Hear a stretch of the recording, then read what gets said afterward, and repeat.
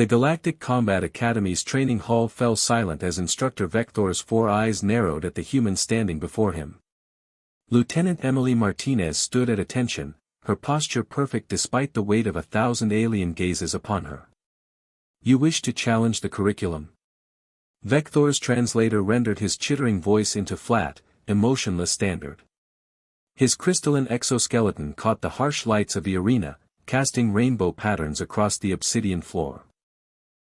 "No, sir," Emily replied calmly. "I wish to complete it."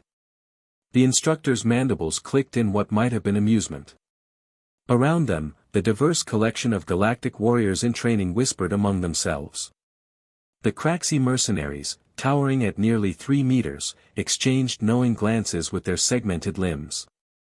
The swift Peltharian scouts, their membranous wings folded against their backs, chirped their skepticism. Module 7 Alpha requires dual-weapon combat proficiency, Vector stated, gesturing toward the weapons rack with one of his 6 limbs. No species in the known galaxy possesses the neural architecture for true ambidextrous coordination. The Hive Mind Collective can manage it through shared consciousness. The Zarathians can do it with 4 arms. But a bilateral species? He made a sound like grinding stones. Impossible. Emily's jaw tightened. 3 months at the academy, and she'd heard that word more times than she could count. Humans can't handle high-G maneuvers. Humans can't process tactical data fast enough. Humans can't compete with enhanced species. She'd proven them wrong every single time. "Permission to attempt the course, sir." Vector's eyes swiveled independently, studying her from multiple angles. "You understand the statistics?" In 300 cycles of this Academy's operation, only 7 cadets have passed Module 7 Alpha. None were bilateral bipeds. Vector's eyes swiveled independently, studying her from multiple angles. "You understand the statistics?" In 300 cycles of this Academy's operation, only 7 cadets have passed Module 7 Alpha. None were bilateral bipeds. The course is designed to eliminate hubris. "I understand perfectly, sir." A moment of silence stretched between them. Then Vector gestured toward the weapons rack. "Select your implements." Emily approached the rack with measured steps. Her fingers traced over the exotic weapons, plasma whips, graviton hammers, molecular edge axes. Her instructors back on Earth had trained her in a dozen fighting styles. Her father, a Marine Corps veteran, had taught her defense before she could ride a bike. Her mother, a kendo master, had drilled kata into her muscle memory until it became instinct. She selected 2 identical swords, curved blades of adaptive alloy, each weighing precisely 1.2 kilograms. The moment her hands closed around the grips, the weapons hummed to life, their edges shimmering with contained energy. The arena transformed. Holographic opponents materialized in waves, first 3, then 6, then a dozen. Combat drones descended from ceiling hatches, their weapons hot and ready. Environmental hazards activated, gravity wells, force barriers, kinetic mines. Vector's voice boomed across the arena. Module 7 Alpha initiated. Failure conditions: weapon dropped, cadet strikes the ground, or 30 seconds without landing a blow. Begin. Emily exploded into motion. The first wave of holograms died before they completed their attack patterns. Her right sword carved through one opponent's guard while her left blade was already spinning to parry another. It wasn't that she moved faster than the enemies, she moved smarter. Each hand operated with complete independence, yet perfect synchronization. A combat drone fired plasma bolts. Emily's right sword deflected 3 shots while her left hand threw her blade like a javelin, spearing the drone's central processor.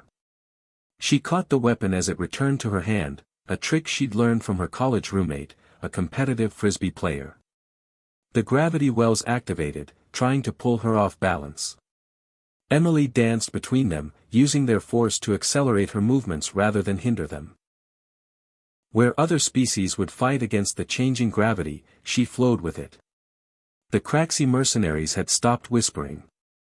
The Peltharians' wings had unfurled in unconscious displays of agitation. Every eye in the hall was locked on the human who shouldn't be succeeding. Vector watched his instruments with growing disbelief. Her brain activity showed something unprecedented, both hemispheres working in perfect concert, sharing information across the corpus callosum faster than his equipment could accurately measure.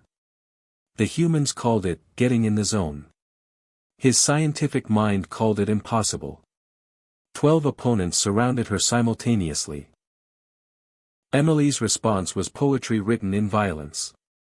Her right sword high, left sword low. Right defending, left attacking. Each blade knew exactly where the other was in three-dimensional space, carving through the holographic warriors with surgical precision. A force barrier materialized directly in her path. Without breaking stride, Emily planted her left sword into the ground, vaulted over the obstacle, retrieved the blade mid-flip, and landed already slicing through two more opponents. The counter on Vector's display showed 2 minutes and counting. The record was 94 seconds. Environmental hazards multiplied. Kinetic mines exploded in sequence, trying to predict her movements. Emily didn't follow patterns. Every civilization in the galaxy trained their warriors with forms, katas, preset movements optimized over millennia. Humans, Vector realized with growing comprehension, trained their warriors to improvise. At 3 minutes, the drones began firing simultaneously from 8 angles. Emily's blades became a sphere of cutting light around her body, deflecting every shot. The arena floor became scorched with mist plasma bolts. At 4 minutes, the final wave activated, 15 heavy combat units designed to push even Zerathian quadruple wielders to their limits. Emily Martinez smiled. She charged straight into their center, blades singing. Where logic demanded retreat, she attacked. Where tactics suggested defense, she overwhelmed. Her right sword carved a figure-8 pattern that no computer could predict. Her left blade struck with the precision of a surgical laser. One by one, the holograms fell. The drones crashed. The environmental hazards couldn't touch her. When silence finally returned to the arena, Emily stood alone in the center of the floor, both swords held loosely at her sides, not even breathing hard. The timer read 6 minutes, 43 seconds. A new Academy record. Vector descended from his observation platform, his crystalline body clicking with each step. He approached Emily, his 4 eyes studying her with new understanding. "Explain," he said simply. Emily sheathed both swords with simultaneous movements. "With respect, sir, you said no species can dual-wield because they lack the neural architecture." She met his gaze steadily. "Humans don't have the architecture, we build it. We call it neuroplasticity. Every juggler, every drummer, every surgeon who operates with both hands, we literally rewire our brains to do what we need to do." "Adaptation," Vector said slowly. "Evolution in real time," Emily corrected. "We're not born with advantages, Instructor. We create them." Around the arena, the alien cadets began a strange sound, their various species equivalents of applause. The Craxi stomped their massive feet. The Peltharians beat their wings. Even the normally stoic Zerathians raised their multiple arms in salute. Vector's mandibles spread in what Emily had learned to recognize as a smile. Module 7 Alpha, passed. "Lieutenant Martinez, you have taught this old warrior an important lesson today." "Sir." "Never tell a human something is impossible." His eyes glittered with what might have been amusement. "They will simply redefine the parameters of possibility." Emily grinned. "Sir, if I may, we prefer define can't." As she walked back to join her fellow cadets, Emily thought of her father's words before she'd shipped out to the academy: "They'll underestimate you, Em. Let them. Then show them what humanity really means." Mission accomplished, Dad. Mission accomplished.